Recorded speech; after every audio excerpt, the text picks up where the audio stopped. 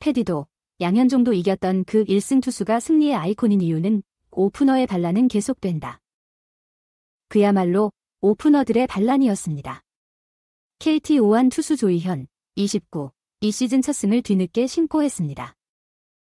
5일 부산 사직구장에서 열린 2024 신한 SOL뱅크 KBO 리그 롯데와의 경기에서 선발 등판한 조이현은 5이닝 6피안타 무사사구 2탈3진 1실점으로 호투하며 팀의 12대2 대승에 힘을 보탰습니다.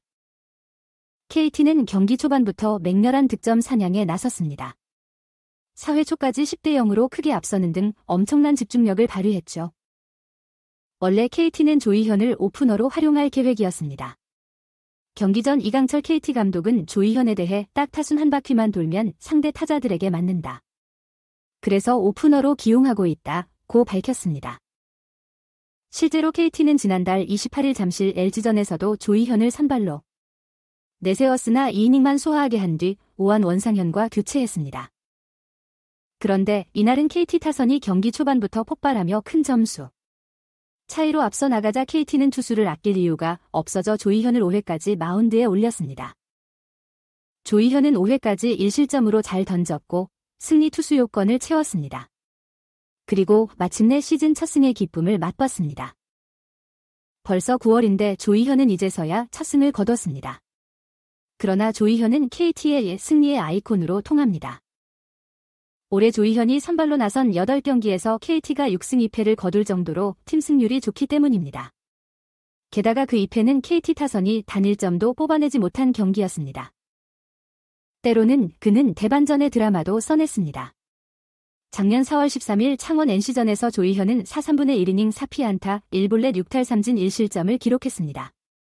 비록 5이닝은 채우지 못했지만 상대 선발이 바로 에릭 패디였기에 그의 호투가 돋보였습니다.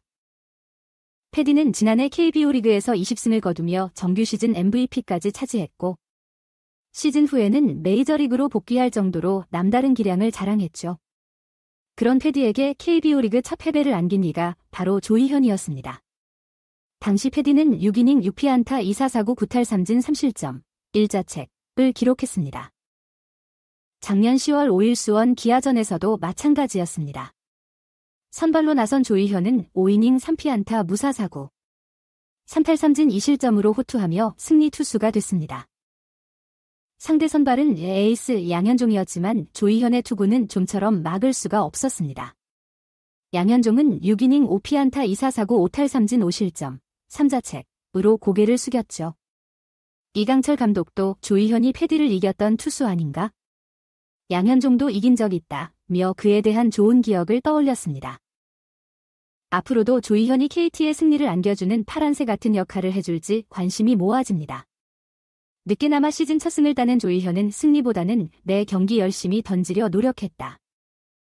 초반에 점수차가 벌어지며 계속 던질 수 있었던 것 같다면서 롯데에는 좋은 타자가 많아 정확하게 던지려 했고 결과도 좋았다고 소감을 밝혔습니다.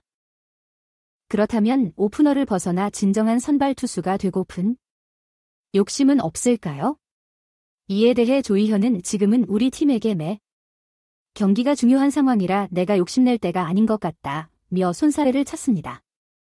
이어 오늘 하루도 잘 버텼다는 느낌이라며 다음 등판에서도 좋은 모습을 보여주겠다고 다짐했습니다.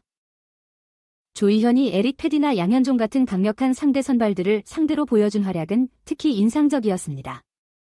작년 4월 13일 패디와 맞붙었을 때 조이현은 4/3분의 1이닝 동안 4피안타 1볼넷 6탈3진 1실점을 기록했습니다.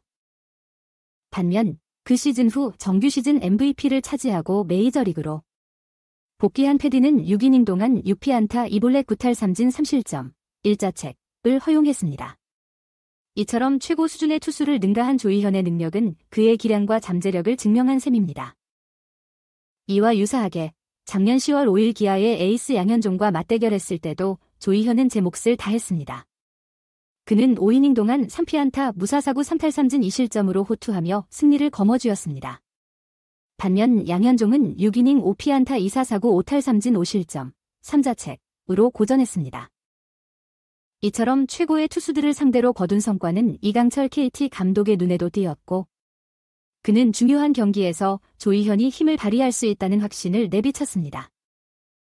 시즌이 진행되고 KT가 강한 마무리를 위해 노력하는 가운데 오프너로서 조이현의 역할과 팀 성공에 대한 기여도는 점점 더 소중해지고 있습니다.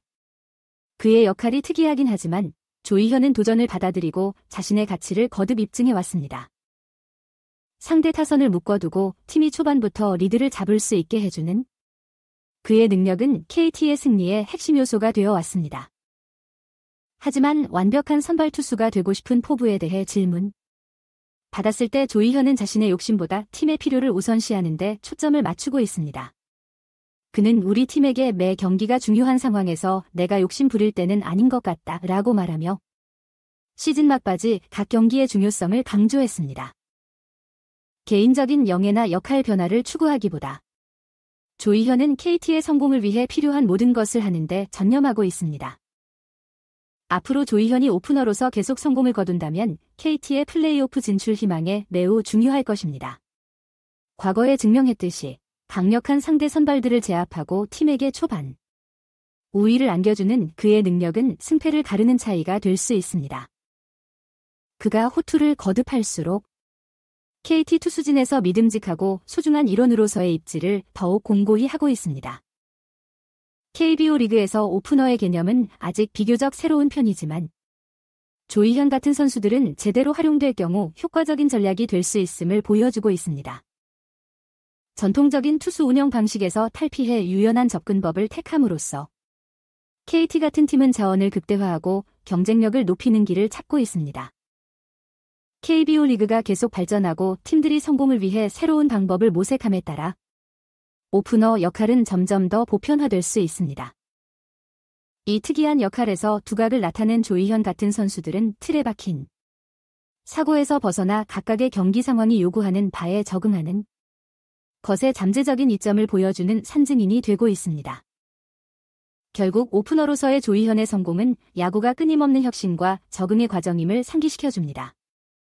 팀들이 그라운드에서 우위를 점하기 위해 계속해서 새로운 돌파구를 찾는 가운데 새로운 역할과 도전을 받아들일 준비가 된 선수들이 계속 두각을 나타낼 것입니다.